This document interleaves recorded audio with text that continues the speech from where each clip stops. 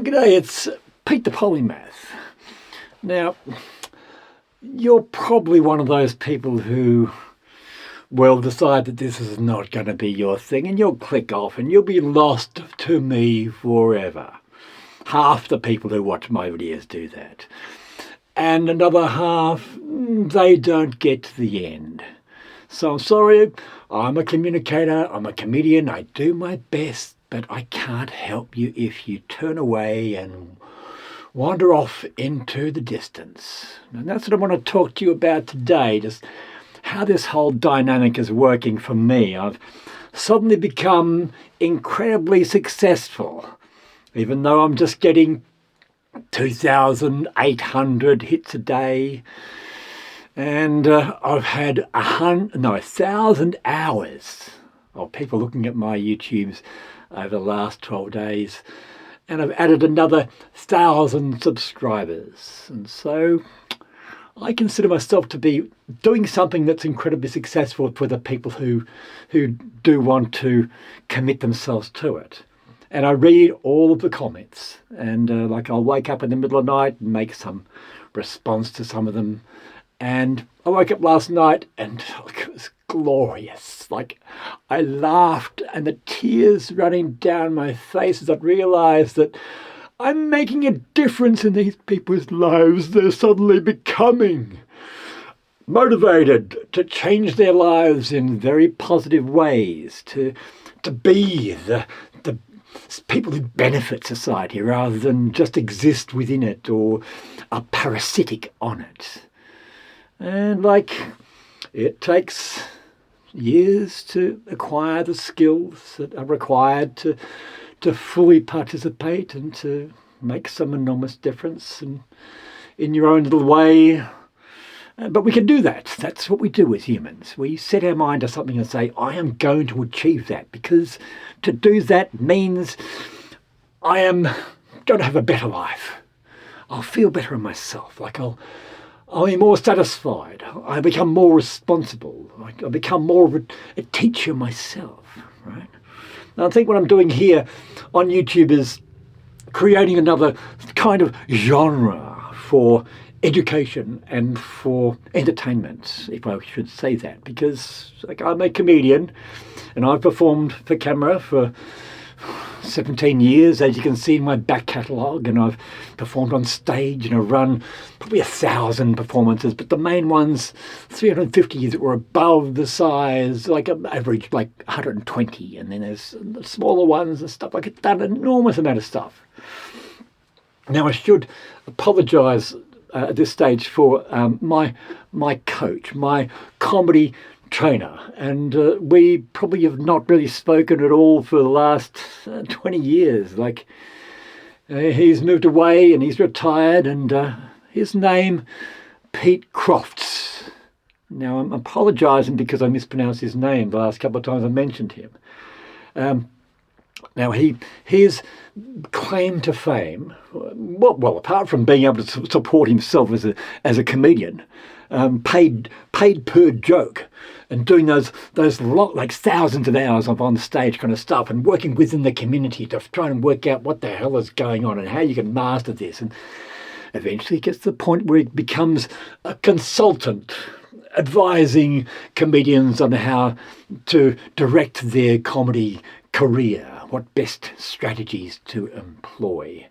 And I was caught up in his education for 4 years, and it was at the university, and it was only 1 day per month, and there were only about 5 of us in the class. It was comedy writing and comedy performance and these kind of things, and he taught us there's 7 different kinds of jokes. You might find that hard to believe, but there are each approaches comedy in a certain kind of way, how to make people laugh in all these different kinds of ways.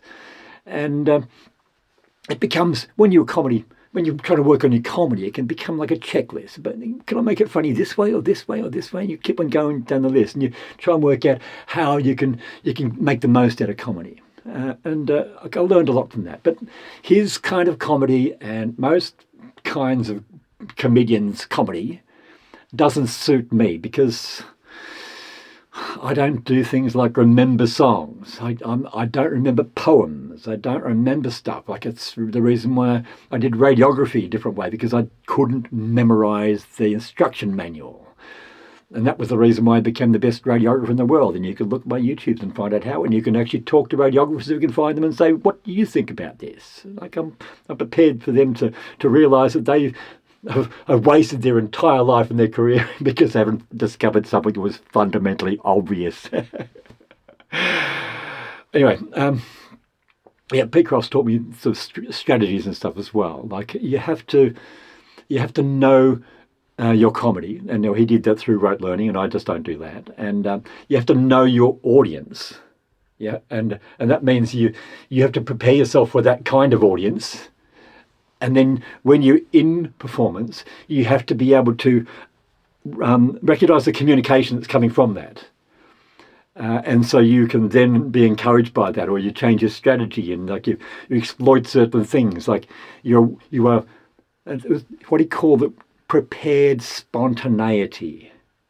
And I have an enormous amount of respect for the old genius of comedy, who began. He was the one that started the Melbourne International Comedy Festival. That initially began at the Melbourne University, and that's why he developed the Humiversity, with probably the largest comedy library in the world, but certainly in Australia. And he's not been well respected. He's not been recognised, like he's known in the community as this sage that's done his time and done his thing and that sort of stuff. But I suspect he needs some encouragement. So look him up on Facebook, because I think he's still there, and give him a round of applause, and mention my name, because he doesn't know what's happened to me. And I'd like him to know that I have become the success he wanted after all those years. We made some kind of agreement, some gentleman's handshake at some stage. He would not charge me the $1,000 that a student would normally have to pay. And I would hand over a certain proportion of all the money that I would earn through comedy. As it turned out, I made no money through comedy, and I was particularly poor throughout all that time. And in some ways, I still am. But anyway, so get past that kind of thing. Now also, I've explained some aspect of the way that the analytics work. When we as producers of stuff that generate this kind of content. We want to understand who our audience is, and I've described this before, and it's one of the one of these problems, and so one of the issues I have, and I have mentioned this before, but I've done a lot more thinking about it, is that according to the way that it determines who is watching, pardon me, that's terrible and disgusting, but. Anyway, you're only the only one that knows about it. Okay, now the fact that the statistics say it's 96% men and it's like 2 or 3% women, and then there's another category as undefined. And so why so many men? Well, women have come into the whole thing and said that you said it's no women, almost no women, and almost no older women and sort of stuff. And women are coming in the comment section and say, here I am, I'm out there. It's just that I'm invisible to you because it's not my account. It's my partner's account, and he is a man, and therefore it's registered as being a man. I said, oh, good, okay. There is this hidden, this shadow kind of audience out there that's still part of this whole thing. They're not being left out of the revolution that I'm keen to start, and that would be like my main goal. Like it's pointless if only half the conversation is half the evidence, half the thing I'm trying to do is only getting out to half the people. Anyway. Okay, so and there's other thing I've been thinking about is that I had this quite scary appearance to a lot of people. People look at me and immediately decide that they have nothing in common with me. And that's probably what's happening when like 500,000 people look at my little face on their screen as they're scrolling past and sort of stuff, deciding what they're going to watch next and sort of stuff. And there's my little spiel on the bottom. I might not appeal to them. They can tell that I've used no effort at all to make this decorative and flower it up and use AI and develop some fancy thumbnail and sort of stuff. I've done nothing, zero. And so they'll just sort of say, well, that's I'm not going to waste my time on that person there. I'm moving on. And that's a pity. But the ones who do decide, well, give it a try, see, like, it looks like sand, it looks like a bike, it looks like a wizard, who knows, bang, and then that might be you. And you suddenly arrive at this thing, like, what the hell's happening here? And I can tell half the people are gone by 30 seconds, half of those people that remain will not go to the end. And probably only 10% get to the actual end, but yeah. Anyway, so it's a very sort of strange kind of audience where I can't maintain it and sort of stuff. But as audience though, like, I'm talking in a room or a cellar all by myself, and that's a particular skill that needs practicing. And I learned that from doing public radio back in 1988 when I was doing climate for change and stuff. And I've talked to camera and talked to microphone by myself like for all the time since. And so I have no problem talking to myself. So that's not an issue. But you out there, I can't tell whether you're nodding or you're shaking your head or doing anything. And that's why the comment section's down there. So I want you to express yourself. If you gain enormously from what I'm doing, my approach and my ideas, and my overall strategy and stuff, well, you know how to make that work. You know how to make the revolution work. You don't find out some incredible secret and think, I'm going to keep this to myself because it'll then make me ahead of everyone else. No, this is the kind of thing you say, oh, I spread the secret because one day I can then sort of claim I was there in the beginning and I was one of the ones who caused this entire revolution to happen. Well, you might not brag about it, but deep down you'll think, well, I did that.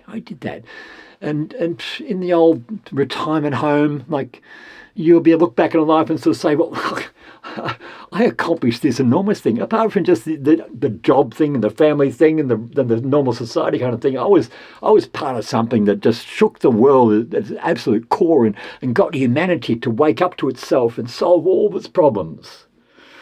Eventually. They probably won't. All of them won't be solved by the time you're an old codger like me, perhaps. But in a century time or two centuries time, they'll look back and they'll say, look at those people back then. They thought they were just doing some ordinary thing, and look at the things that were able to be created from that. But I do say it's preparation. You have to prepare yourself for what is required. Spontaneity, preparation, what happens, what you're able to do at whatever time will rely on what it is you're capable of doing. Now, I've spelled it out in the 4 different principles of advancement and sort of stuff, what it is, the strategies. If you do follow through with my instructions, then in 3 years' time, you'll be using social media to connect up with all these other people who are interested in doing overtone singing and forming these improvisational groups and then developing their creativity. And then we'll be filling the stadiums with massed choirs of incredibly highly trained singers and stuff, and doing the stuff that Jacob Collier is doing. And through hearing the sounds of humanity, we will heal each and every person, and then each and every sort of relationship, and each and every city, and then the whole of humanity will say, well, isn't this amazing? We can solve one of the filters on the Drake equation, and we can advance to level 1 on the Kardashev scale of civilizations, and then we can have these millions of years of humanity evolving and developing into higher and higher forms and completing what it is that we know we're capable of doing. But there are things that we have to leave behind. And that is primitive, superstitious nonsense, like religion. And we can't keep on having these hopeless, incredibly stupid conspiracies like chemtrails and anti-vax and people believing climate change is some kind of conspiracy to oppress us and extract wealth from us. Well, as you always say to us, do your research. And that means you have to prove that you are not wrong, right? You've been proving to yourself that you are right, and now you have to prove to yourself that you're not wrong. So what are the experts able to explain to you? And that's where education comes in. You will not understand what the experts are talking about unless you have some kind of foundation in the subject that they are trying to talk to you about. Anyway, that kind of thing. Hopefully, I'm being inspired by a few things, and one has been the threat of nuclear war happening next week. If not, sort of the world's have been plunged into some grand recession because the vehicles no longer run, the ships no longer ply the seas, the fertilizer no longer gets to the crops, the industries and manufacturing that we've grown accustomed to no longer works. Like it all clink, clink, clink, clink, clink. It can just suddenly or gradually just turn worse and worse. And I've already inspired someone to actually start downloading my videos, downloading them, so that if some drone just crashes into some data center somewhere because there's some terrorist who believes that they need to take down Western civilization in order to replace it with some really, really stupid theocracy, then it won't all be lost, right?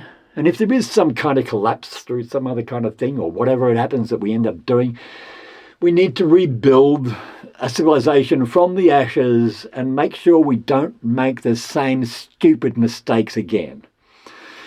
And perhaps they'll need some kind of pep talk, some kind of inspirational nudge to say, well, take this. This is what went wrong.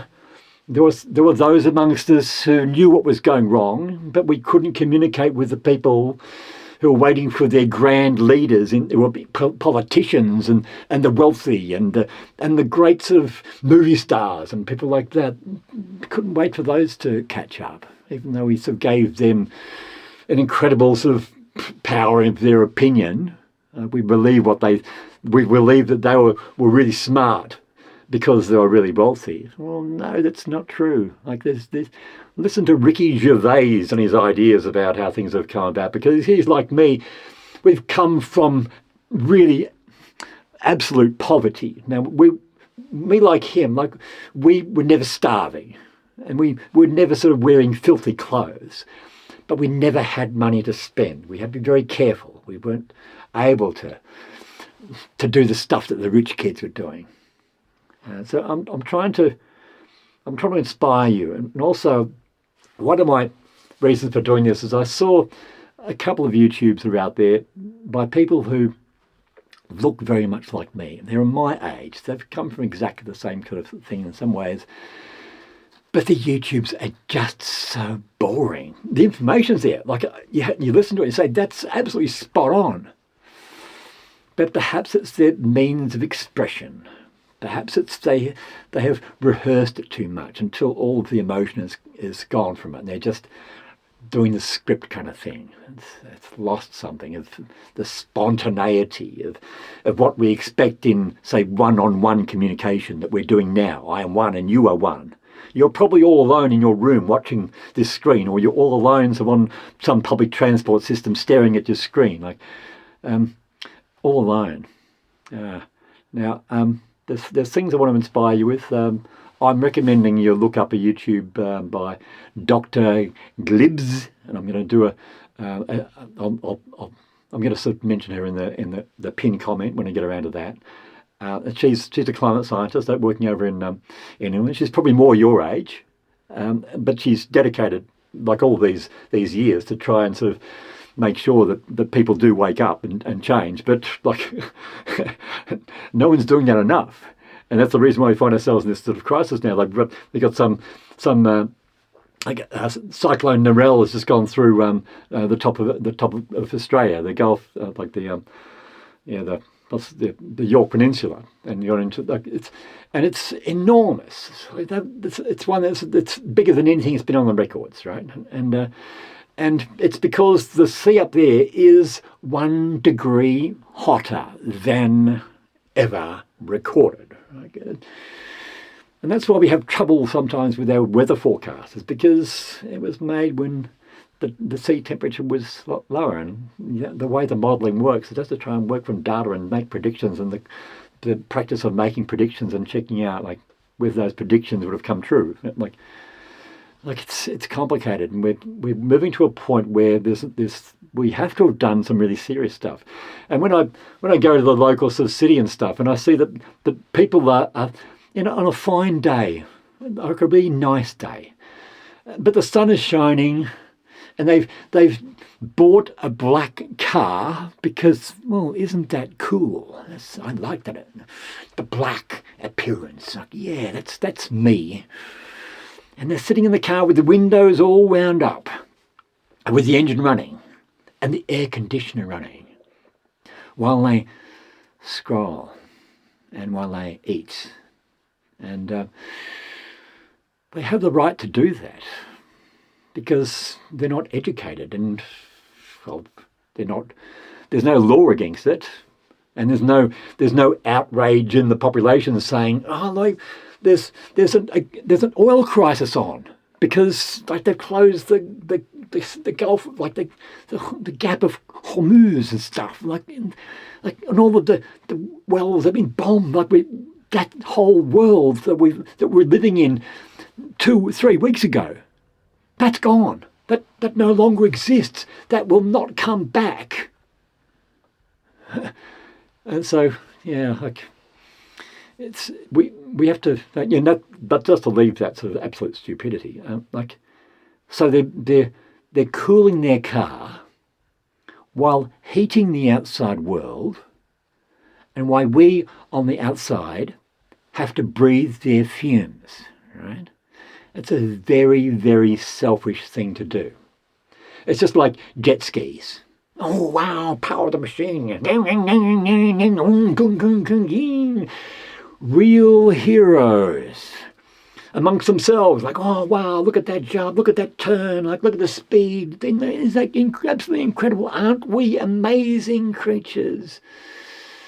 And the rest of us on the shore are saying, shut up, you idiots. You're driving us crazy. We came to the beach for the beauty, and we've got to watch you showing off with your stupidity as you squander fossil fuels. Like, have you learned nothing? Do you care nothing? So I could keep on raving about these things for hours, but we don't have hours. We have to spend our lives doing our jobs and fulfilling the functions of family and friends and whatever else it is you do.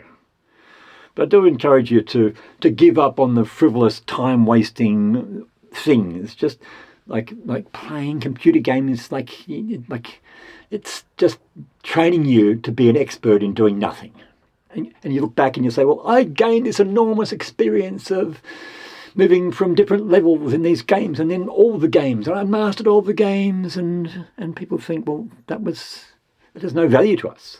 It might have value to other people who play those games, but for the rest of us, like, your experience has given us nothing. Whereas if you had dedicated your life to something that was actually worthwhile, you could have contributed in amazing ways, and you could have had respect for that contribution, and it could have advanced the quality of your mind. It might have sort of stopped you from being a fat slob,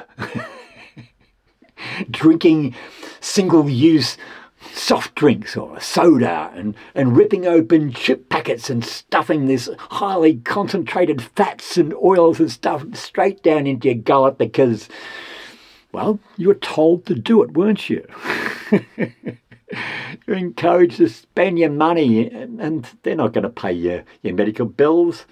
They're not going to sort of worry at all because they're only interested in sort of making their little world go round, and that means making money, and that's the underlying thing, isn't it? And we've got to make a world where that's sort of pushed down a notch or two until what we are trying to do is provide the best possible place for humanity to exist. Literally, going back to my atheist Messiah thing, we have to create heaven on earth rather than letting it end up being hell on earth. No, stop us. Like, there's a carrot and the stick. Like, as we know that 99.99% of all species that have ever existed went extinct.